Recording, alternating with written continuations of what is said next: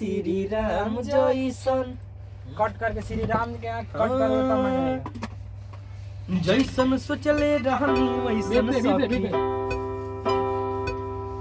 जैसन सोचले इसको तो डाल दो।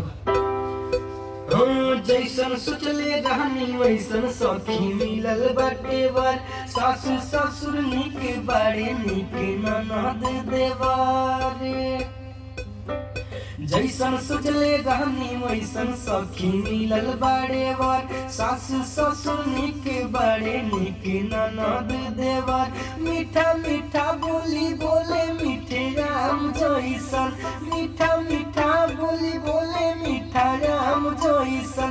सखी पियवा प्यार करेला श्री राम जैसन, सखी पियवा प्यार करेला श्री राम जैसन। लेकिन थोड़ा और ऊपर रहता तो मजा आता था। लाखों करोड़ों में पियावा हमार बा, सुखी बाटे घर पूरा सुखी परिवार बा। सुख दुख में दो बार गाना है तो दूसरा तरीके से फिर से गाना। लाखों करोड़ों ये वाला सही से करो।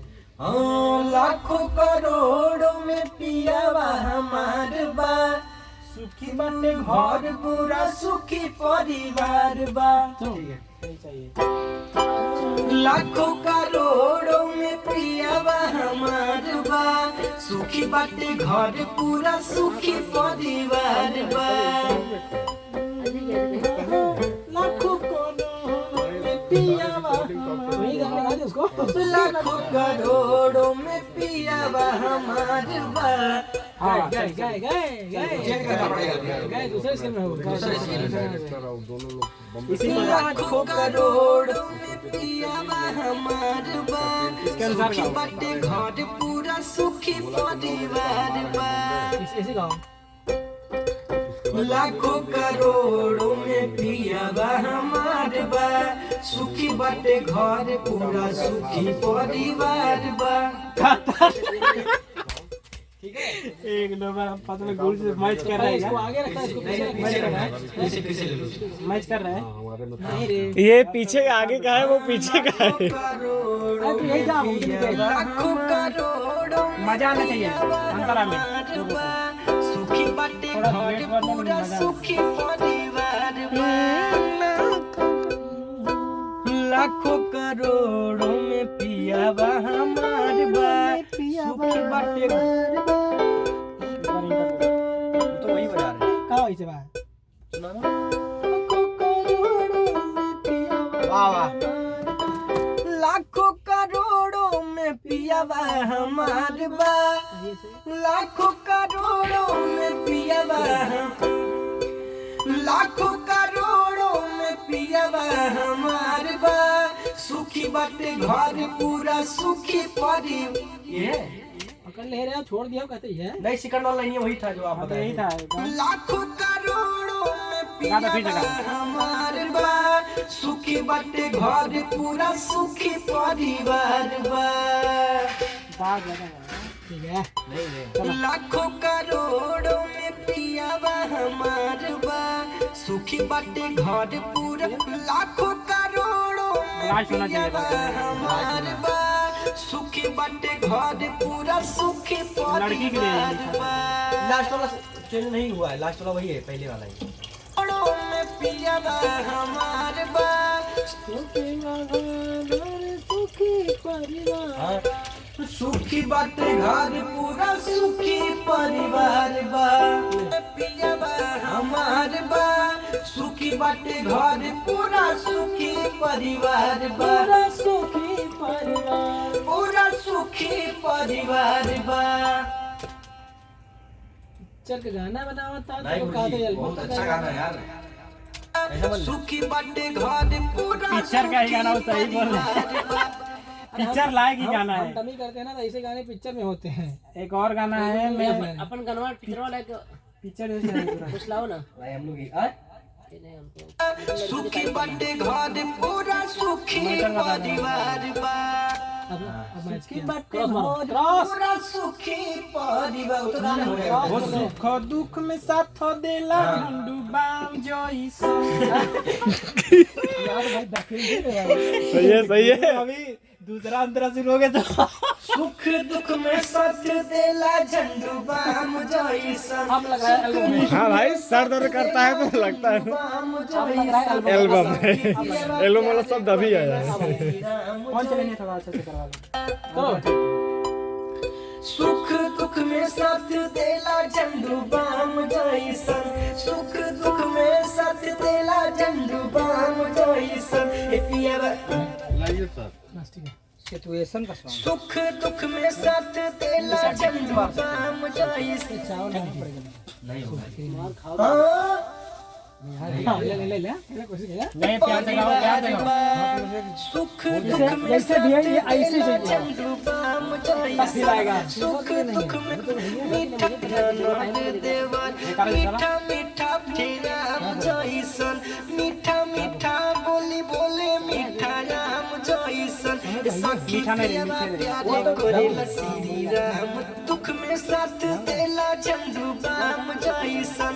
सुख दुख में साथ देला झंडू बाम जइसन। ए पियावा आखी पियावे करेला श्री राम जइसन। ए आखी पियावा प्यारे करेला श्री राम जइसन। सखी पियावा पुंडू बाम जइसन। सखी पियावा प्यारे करेला श्री राम बाम जइसन। सखी पियावा प्यारे करेला श्री राम जइसन। हो गया। वही लगा दिए ना, सब लगा दिया। पीछे वाला लगा दिए। सब जोड़ दिया एकदम। खचा खच कर दिया। एक बार शुरू से ला दिल वाले की जाना इसका भी रह जाए, सुन ले। हाँ जैसन सोचले रहनी वैसन सखी मिलल बाटे वर। सास ससुर निक बड़े निक ननद देवर। जैसन सोचले रहनी वैसन सखी मिलल बड़े वर। सास ससुर निक बड़े निक ननद देवर। मीठा मीठा बोली बोले मीठे राम जइसन। मीठा मीठा बोली बोले मीठा राम जइसन। सखी पियावा प्यारे करेला श्री राम। सखी पियावा, नहीं। सखी नहीं, नहीं, रोमांटिक है। वैसा नहीं, वैसा ऐसा ऐसा ये सखी पियावा नहीं, खत्म हो जाएगा। बहुत देवर मीठा क्रॉस में एक बार कर सकते हो तरी राम जइसन। मीठा मीठा बोली बोले मीठा राम। हाँ ला एक बार ए सखी पियावा, ए सखी पियावा प्यार करेला श्री राम जइसन। ये सही था, यही लो। एक बार गाओ, आजा। अरे उड़ी नहीं, सास ससुर सेकंड वाले से काट के डालेंगे पागल तू। बंद करो, मैं समझा देता हूं। क्या होगा, आगे वाला नहीं बनेगा, आगे वाला छोड़ के सेकंड वाले से रील उठेगा। इन सबको आता नहीं। ठीक है, कसम तुझे से दिल से नहीं आता है पता, सबको। तू टेंशन मत ले। पागल हो चुके हैं। समझ ले।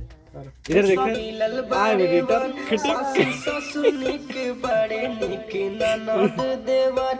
मीठा मीठा बोली बोले मीठे राम जइसन। मीठा मीठा बोली बोले मीठा राम जइसन। ए सखी पियावा, ए सखी पियावा प्यार करेला श्री राम जइसन। ए सखी पियावा प्यार करेला श्री राम जइसन।